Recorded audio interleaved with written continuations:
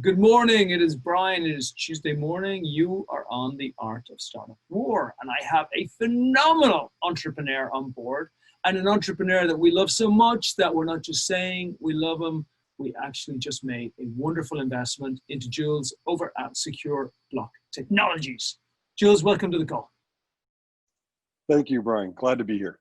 Yeah, because it's a call. Normally this would be face-to-face, but we are in a world of COVID where nothing is face-to-face and everybody's hidden away. So I'm in the fridge on my own, feeling all kinds of lonely. I know how you feel, buddy. I am ready to break out of this cage myself. It's been a while, right? 2 whole months. Mind you, you're in the world of blockchain, right? And blockchain is that space away from spaces already. So this is kind of home for you. You know, unfortunately, the world is dealing with a crisis, and we're all looking for the many ways we can work together to try to better prepare and to deal with a crisis of this nature in the future. Fortunately for us, the group of engineers and developers, we are very accustomed to being heads down and staying in the closet, if you will, ourselves, trying to develop and innovate new pieces of technology that are going to bring blockchain to the marketplace, stimulate mass adoption, and we can discuss on this call, if you would like as well, some of the many ways blockchain itself can help deal with pandemics in the future. Mate, let's go straight to it because I remember going back 5-6 years ago, and blockchain has been around since before then, but especially in our world 5-6 years ago, kind of blockchain stormed the world, and it stormed the world under the cover of crypto. So it was led in by crypto at the beginning, but then all of the purists were saying, don't be distracted by crypto. The actual fundamental change, the movement here is in blockchain itself, because for the very first time within tracking everything, we actually have a transparent and decentralized method. And then that started almost like a revolution and a movement back there in those days. And it's grown now almost to mainstream. Like I almost feel, I'll tell you a really funny story actually. I'm watching, one of my kids got like one of his 5,000 memes through in the phone. And the meme was these 17-year-olds trying to work out how to do a rotary phone, right? 'Cause their parents were videoing them and they're saying, go on, make a phone call, make a phone call. I bet you can't make a phone call. And watching them do it kind of makes me now, talking to you, realize that as we've moved over the last 50 or so years with just how we track everything we've done, it's almost like the pen and the paper, which was the old rotary phone, has then moved to the earliest stage mobile phones, which probably was Excel and Windows and everything being digitalized. And now blockchain is true smartphone technology. What do you think? Yeah, I think that's a very solid analogy. Being an old enterprise tech, I spent my entire career in enterprise tech. Blockchain is the new name on an evolving piece of technology, which is pretty standard in enterprise tech or the evolution of any piece of technology. It starts as a accumulation of a couple pieces of a technology, a couple of ideas. You put those technologies together in a new way, and you start to innovate a new way of doing things. And in this case, it landed on blockchain. I'll jump in with you on the confusion with cryptocurrency. The confusion was so severe. I left beautiful San Diego, California, when we were vetting out the startup, and I actually moved right into the heart of Blockchain Beach, into Venice Beach, just to see the noise that was coming from cryptocurrency, to understand what was happening with the messaging. I felt it was having a very negative impact on the evolutionary cycle of blockchain technology itself. I give an example. The New York Stock Exchange also trades currency. It's built on accumulation of technologies, one of the languages being PHP. Every time the stock market goes up and down, you don't ever hear them mention PHP. Unfortunately, in the enthusiasm of cryptocurrency and the evolution of the technology blockchain, cryptocurrency was traded and evolved on the technology blockchain. Right. Unfortunately, we had a lot of evangelists out there. Instead of saying cryptocurrency or a new tradable digital asset, they coined the term blockchain to mean the asset, and unfortunately, that just wasn't true. Yeah, it was a crazy time. But on one way, it was a crazy time, and it was an utterly silly way to confuse both aspects to it. But in another way, it kind of made it famous, right? It's a little bit like going out and singing at your talent show, and you end up having like Justin Bieber there, who happens to be there because he's the dad of someone, and the next thing you're singing beside Justin Bieber, and now you're associated with Justin Bieber. Like, blockchain has been sprung into notoriety. I mean, it's not going to go away now. I mean, I think even those folks who were either negative on it, which there were very few, if any, but more importantly, the other people who would never have known about it, like, everybody now knows about blockchain, and there's a feeling that blockchain is going to be at the center of our universe in a very, very short period of time. Can you maybe help with the folks here on a very high level understand why blockchain is so important to the planet and how you see the evolution over the next couple of years? Absolutely. And to your point, everything as we learn in life has the pros and the cons, and I agree with you.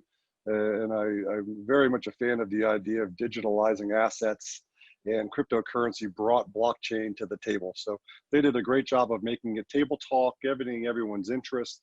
And then it truly was the buy-in of enterprise tech and the major players out there like IBM and AWS and Google, and some of the privately funded organizations that invested heavy to validate the space from a technology standpoint. The desire for the enterprise to engage with a new technology like blockchain is very easy to understand. You know, anyone who knows anything about cybersecurity and existing infrastructure knows this is a losing battle. We continue to invest more and more money into tech, into personnel, into methodologies, trying to protect the data of the organizations, and we're losing that battle. More and more digital assets are being stolen every year from large organizations, even small organizations, even from you and I. And that's where we saw the fundamental way with which blockchain actually conducted transactions. We realized we could change the paradigm between the hacker and the data, really making it much more difficult and dangerous for hackers to get to the data just by the inherent functionality of blockchain itself. You know, they're calling it Internet 4.0, as we all know. I sometimes get a little worried about forecasting of that nature. But what blockchain brings to the table out of the box is immutability, transparency, accountability, automation, traceability. It reduces cost, and you can tokenize assets. Just imagine in today's infrastructure and ecosystem, the sheer number of technologies and personnel that you need to have on your team to accomplish those same things that one piece of tech can accomplish on its own. It truly is a revolutionary piece of technology. Yeah, huge. It's going to be absolutely massive. And then, so when did you decide this is going to be my big, big play? I'm going all in on blockchain. And then how did you decide what your distinguishing factor was going to be? Yeah, that's a great question. You know, I will tell you that when I did jump out of enterprise tech the first time, corporate America, I jumped into the digital marketing and ad tech space. We were fortunate enough to build a couple pieces of technology and a couple companies that we were able to exit. But I really wanted to get back to enterprise technology. That's where I cut my teeth in corporate servers initially, and then network infrastructure, which you know as load balancing, that you can turn on with a switch these days. Wasn't that when it was invented back in the day.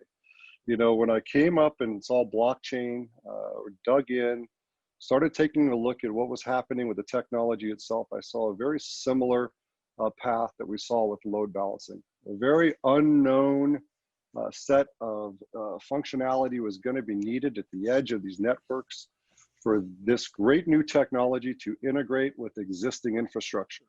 We were going to need monitoring tools, analytical tools. We were going to need to put another layer of security, you know, build the trust so that small, medium, large, and enterprise companies would feel comfortable starting to take a look at, test, onboard, and even put into production this new technology.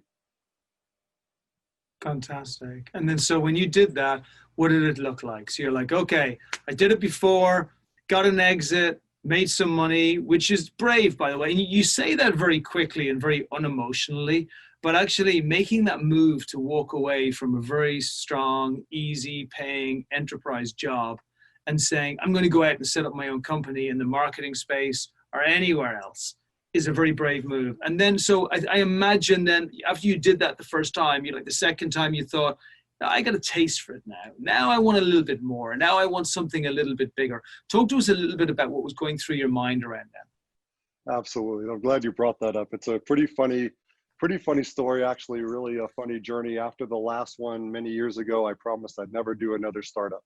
You know, you've got to be young, you've got to be committed.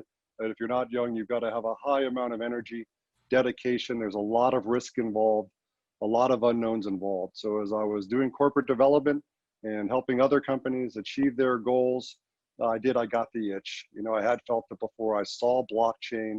I saw this great opportunity, and I had a vision of what was needed. You know, how are we going to build the bridge between blockchain technology and existing infrastructure? And I had the vision, and I contemplated this for well over a year as I was fleshing out what we could do to stimulate mass adoption for blockchain technology by the enterprise.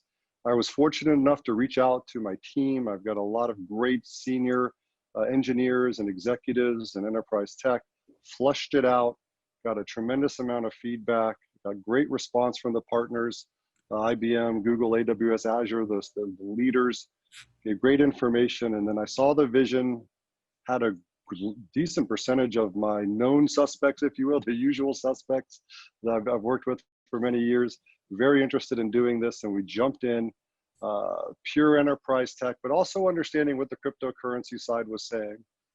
And I will tell this to all other future entrepreneurs. You know, I come from from the South. We truly believe that it is important that you spend a considerable amount of time vetting out the opportunity, fully understanding the pros and cons. I'm a big fan of doing SWOT analysis. But when you feel like you have a good idea, you have the right people around you to be successful at the idea that you have, I would like to encourage and motivate entrepreneurs to get the courage together, dig in, and try to make your opportunity into a real company as well. Yeah, absolutely. And then the wonderful thing about what you were looking to build is you weren't going small. I mean, you're going huge. You are going into the deepest. If this was a Star Trek movie, this would be about an hour and a half into the movie, and you're in deepest, darkest space, and you've just gone through one of those, you know, the dark holes which you never come back from, because you're going into SuperNode country. And SuperNode country is about as deep enterprise as you can get. So can you speak a little bit to how the Overwatch command center comes into it, what SuperNodes are, and really the problem that you're trying to solve here, and try and do it in as simple as way as you possibly can. So both our investors who are listening to this, who know everything about blockchain, get it, but also those folks who are just moving into the blockchain space right now, realize the amount of money and opportunity that is available at the very core of blockchain itself. Absolutely, I'll be happy to do that. Now, our solution is twofold. We start with Overwatch, which is our command center. Everybody has heard of a NOC, Network Operational Control Center, or center, however you want to call it. You know, that is what is used to monitor and analyze and provide additional layers of security on existing infrastructure. Immediately, with the differences in how blockchain fundamentally works different, there are different toggles, different weak points, different strengths. I realized that we were going to need to dig in and create a BOC, a blockchain operational center. That is Overwatch. It gives third-party software companies, it gives end users, it gives NOCs, it gives anyone who has a blockchain ecosystem that they need to monitor, analyze, and secure, a centralized point to see, analyze, and secure a variety of blockchain applications. It's blockchain agnostic. Some people call it protocol agnostic. It's not a protocol, but you know, for argument's sake, Ethereum, Hyperledger, Quorum, all of these evolving, blockchains, we're agnostic to that in the sense that we are trying to show the user, which is an administrator in our case, how exactly this application is functioning, setting alerts and thresholds to monitor it properly. In a blockchain, there are a lot of nodes that need to behave together. And we are there to monitor and help companies manage those applications and provide the additional layers of security, compliance, and regulations that are needed by companies. A lot of these aren't needed for end users. You know, if you and I were to put together a soccer league and wanted to build it on blockchain, that'd be cool and fun. And we could do that without a tool set like this. But companies absolutely need this to, again, test, onboard, and put into production a variety of blockchain applications. Now, where I really went deep space, as you were putting it, and Star Trek is a great analogy, is with SuperNode server. Now, this came about from the old peer-to-peer days. I don't know if you remember Napster and all those file sharing programs. I remember Napster. We loved Napster. Yes, Poor old we Napster. loved it. They got assassinated. They got William Wallace just before they the boys came in, didn't they? As he was laying on the cross, Napster were having their insides pulled out of them. Yeah, I know. For some of it, he deserved it. Unfortunately, with the whole legality of sharing data and all that information. Now, what I did was I did have an extra rack of servers in my office at the time. And we created our own file sharing service for music and video as a bunch of techies. Well, it was great with 5 or 10 or 15 or 20 users coming on and sharing data. But you get 50, 100, 200, 300 people coming on and off a peer-to-peer network, and it is chaos. There is controls are needed, management is needed, something needs to police this environment, this decentralized environment, which is a key part of blockchain today is peer-to-peer. So super peers started to pop up. We actually built one. So I had a peer in my peer-to-peer network that could monitor and put in rules in place to police and manage the other nodes as they came on and off the decentralized environment. And just to be clear, Jules, I don't interrupt because it's fascinating, but just so we're clear with everyone, when we talk about, I'm really just going to the very basics of blockchain right now. When we talk about a decentralized network, if you think about money, how it is today, money is we just trust the Federal Reserve, right? And if the Federal Reserve tells us it's worth, 100 cents or a dollar, well, then it's worth 100 cents and a dollar. Who are we to argue? But the Central Reserve is really just a couple of rich dudes who decide on a daily basis how much they want their money to be worth. But then the rest of the United States kind of follow those people, right? Now, that's just one example of a gazillion examples. Think of everything and anything you do, whether it's Monsanto or anything. We just trust whoever the supplier or the person who gives it to us, which if we really look at it objectively, it's a very dumb system. I think if we're sticking to Star Trek, Spock wouldn't be very happy with this system. He'd be saying, but there is no logic to the system. You mean if this guy has told us for 100 years it's okay, we agree it's okay. So blockchain came in and said, the only thing which we can trust is what's happened. And the only people that we can trust it from are all of the parties that were involved in that transaction. And then if we do that amongst all of the transaction, what happens to the people? So when Jules is talking about peer-to-peer, he's saying, rather than just trust the fact that Jimmy says money's worth this and Jimmy's Rockefeller family has said it for 100 years, why don't we actually look at what's happened with money throughout not just the one interaction or the 2 or the 5 or the 10 or the 1,000, but the billions of interaction. And let's have a ledger that actually records every single one of those transactions. So where you're going to, that on the surface sounds very simple, but it's actually ridiculously complicated, made easy by a system, which is called blockchain. Where I love where you're going with this is you're like, there's another level, right? The other level is the SuperNode. So one, are you good with that explanation that I just gave? And if you have any extra comments to add, please ask them because you're the expert in this space. And 2, let's go to SuperNodes. Absolutely. And to recap on that, the current value is a perceived value, like you said, dictated by people we don't know and we don't understand their objectives or motives. And we have to have blind trust in the value that they're giving money in this particular use case. And with blockchain, we have an actual value that is being transacted between 2 peers, and it's transparent so that we can all see it. So we have trust in a trustless environment. Now, one of the things that does create, however, is you now have a bunch of nodes that are participating, and unfortunately that does come with some risk. SuperNode steps into that environment, and now via a suite of monitoring, metrics gathering, analytics, we have AI engine built into our platform. We can now monitor the activity and we can police the nodes to add that extra layer of security that there still isn't any malicious behavior going on, or sometimes it could be just a mechanical failure at the node level that's happening. So SuperNode jumps into this decentralized environment and lays that extra layer of trust and that extra layer of security that I think we all want to have as we move forward into the future.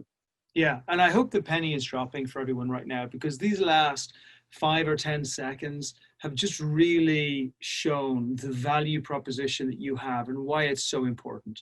Because the basic principles of blockchain, me and all of the other me's around who are basically anarchists and revolutionaries inside, were like, dude, I'll follow that system because it's cool and it kind of screws with the man, but actually it protects the people. So it's beautiful. However, when you go 3 or 4 levels above me and you start moving into the enterprise space and you start looking at the banks and the governments and everything else, they can never trust it with just one layer of trust. Like, there has to be 2 or 3 layers. So these supernodes are, I believe, going to become the most important component of blockchain from a high level institutional perspective. I believe that you will create the gold standard of blockchain going forward. And a little bit like, and again, I don't want to over exaggerate this, but I'm hoping this is leading a little bit as to why you had such a eureka moment on this.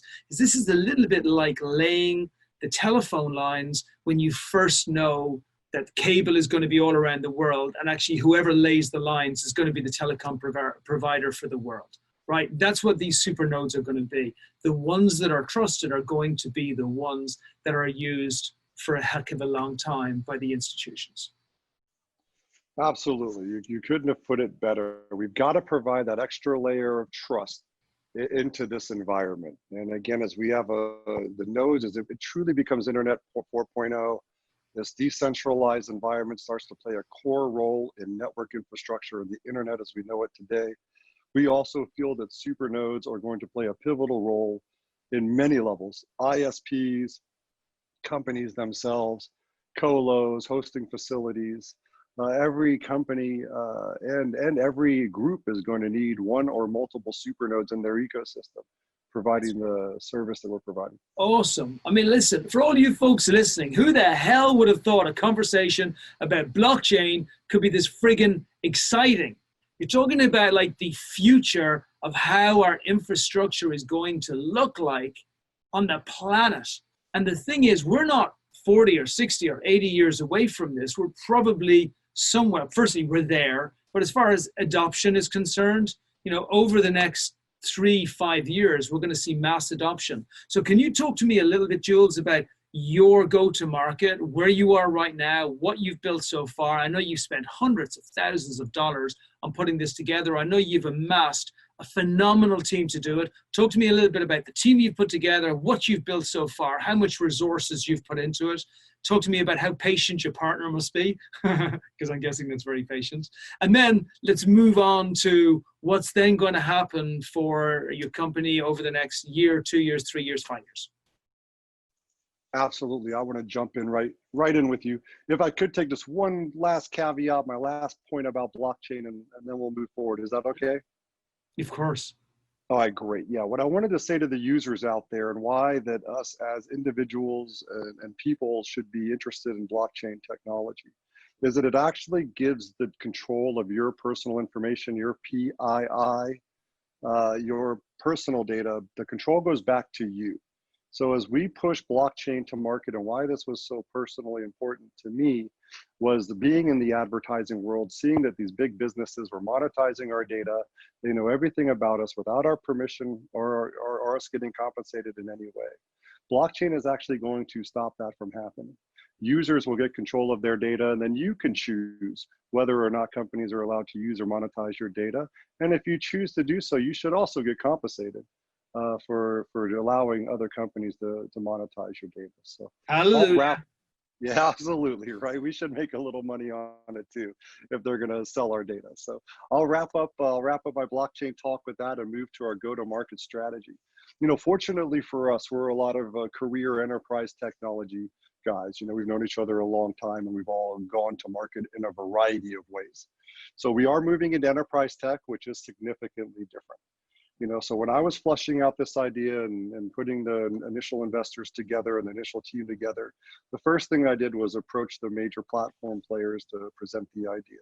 IBM was the first. They immediately jumped in, validated the idea, and gave us a tremendous amount of access. We're very thankful to IBM for what they did. And then all the other platforms followed suit as we were able to get to those companies. So we got validation out of the gate that we're onto something exciting. But in new technology, when you're innovating something new, they call it cold room architecture. You're starting in an empty cold room. They call it greenfield. You know, you look out there, there's nothing but greenfield in front of you. I So like how it, do by you, the way, which is very relevant this morning, considering that I'm broadcasting from the inside of a fridge, right? you got it. Yeah, and go on. a great looking fridge, I might add. I did get some video feed in earlier. That was fantastic. So yes, no, absolutely. So we are familiar with how you do take enterprise tech to market. You do need market validation. Of course, you need the proper capital partners. Very excited and very thankful, Brian, to you and your team and your investors to step in at this phase of our development and give us some validation and the proper capital to work with so that we could push our architecture and our current technology to the level needed to go to market. Fortunately, we've got multiple pilots and demos that are ahead of us. We have some Fortune 1000 demos as well. Very exciting partnerships. It seems that the technology that we have created is a very needed piece, an instrumental part of mass adoption for blockchain. Yeah. It almost appears as if we're the hub of the wheel at this point, the functionality that we're creating. It's very exciting time, pushing in enterprise tech for new entrepreneurs. Make sure you do your homework, make sure you understand the toggles. We've got a very strong group of, salespeople that are available to us that have been selling into the enterprise space for their careers. We know the VARs, we know the channel programs. We know all the toggles that it's going to take to be successful as we push this new tech to market. Great. And we're speaking specifically to investors right now. So as you go to market, give me an idea. I mean, I understand things change and they move, but give me an idea on timeline and then also give us a feel as to the type of returns that people can expect. Again, no guarantees, but I want to give an indication as to kind of what money comes in from where and how the company can grow. Absolutely. And there are no guarantees in startups other than the one that the founders don't get any sleep. that is a guarantee. But very exciting times. I'll give you an idea of the space that we're pushing into. Our core technology, Overwatch, actually does exist for existing infrastructure. Monitoring analytics platforms are growing exponentially. The value is growing exponentially. To give you an idea, Wavefront sold to VMware a couple of years ago, I believe for around 400 million. Mm-hmm. And then Looker sold to, I believe it was Google recently for 2.6 billion, providing a similar monitoring and analytics tool for existing infrastructure. However, blockchain is much different. It behaves much differently. We've been dedicated to understanding all the different moving parts of blockchain. Gartner is saying it's a $3.1 trillion market cap by 2030. We're going to have to retool a significant amount of the infrastructure and the way with which we grow networks as we move forward. We are positioned properly to play the role, to give the companies the confidence they need to adopt this technology. The great part about where we sit in the stack is we are very sticky. We're going to get in early adoption with all of these growing companies, software providers, the end users themselves. They're going to start using our tool to monitor and analyze and provide an additional layer of security to their blockchain environments. And it's going to be a rip and replace is the term. It's a very difficult and expensive thing for a company to do. So we're going to move effectively into the market, get early market adoption, continue to be the market leader and innovate in this space, and scale with the industry as it transitions to blockchain. Beautiful. We're a build and exit team. My last two were under 5 years where we did build the organization and look for a quick exit. I believe we're going to want to do the same thing with this opportunity, and we're going to be looking to exit this to a switch company, a router company, a firewall company. All of those devices are going to need to address the inherent differences of blockchain, and we're going to be here with the tech ready to help them make a seamless transition and penetrate the market when the time is right. Now, the other part of our tech, SuperNodes server, this could be a global industry changer. In addition to our established piece of tech that we've got, straight road to revenue and success on, we are really looking to get SuperNode server in the market, and this could be an even additional explosive piece of tech that truly changes things. We're very excited to roll that out hopefully by Q4 of this year. Beautiful. And how much you're raising, Jules? Right now, we are in an angel round. We are going to do a $500,000 angel round now. And of course, we will be rolling into a multi-million-dollar seed round in about 18 to 24 months. So this is it. I mean, as investors, and look, I remember the crazy days and the not so crazy days and the normal days. We all know no investor is going to disagree. Our market observer is going to disagree with the statement that blockchain is going to create multi-billion-dollar companies, multi, right? This company that Jules is heading is right in there at the very core of what blockchain is going to represent and the value and the profits that can come from that in the future. This is why we've backed him with our own cash. I do not get on these podcasts without speaking and saying with our money we put it in, because we believe that this is going to be a billion-dollar company. We believe Jules and the team have the ability to be able to get it there. And the really nice thing is right now at $500,000, it's a very fair and reasonable valuation, which obviously is going to scale very quickly after everything is built. Jules, fill us with inspiration as we leave this podcast about what all this means for you and how you see the world going forward with your company at the forefront. Absolutely. First things first, we're very excited about blockchain. We're dealing with a lot of issues in supply chain management. We're trying to get validation on the products that we're purchasing. As we discussed the financial market, we're looking to get validation on where is our money going and what is our money truly worth when it comes to future pandemics or just illnesses that we deal with in general. If we had a blockchain-enabled app that we all had on our phones, we could track these illnesses. If they are airborne, we could very quickly see them and start to handle them in a more effective manner. The technology itself needs to come to the forefront. It needs to come to the core architecture level of network infrastructure, and it needs to happen for us, the people. On top of that, being fortunate enough to see the gap between the technology and the enterprise marketplace that is desperately looking to utilize it and needs to get there. When we got the vision on how to solve that problem, it got incredibly exciting for us from a technical standpoint, but also a fiscal standpoint. We're going to be able to do an effective job of innovating, stimulating mass adoption, and also driving a tremendous amount of revenue for our organization and for our employees, our stockholders, and of course our investors as well. So it's a very exciting time ahead. Brian, thank you again. Can't thank you and your team and your investors enough for jumping in with us in the midst of all of this insanity that was happening. You still show that confidence and strength in what we're trying to accomplish. And we're looking forward to hopefully being the diaper dandy of your investments in this. I like it, the diaper dandy, man. We are all in because we love you. We love secure block technologies. We love what you're doing in the world. We love the change you're doing. For everybody looking to contact, obviously anyone contacting me, especially investors, I will share our due diligence. I will share all of our information. I'll let you see why we think this company is so awesome. How can people contact you directly, Jules?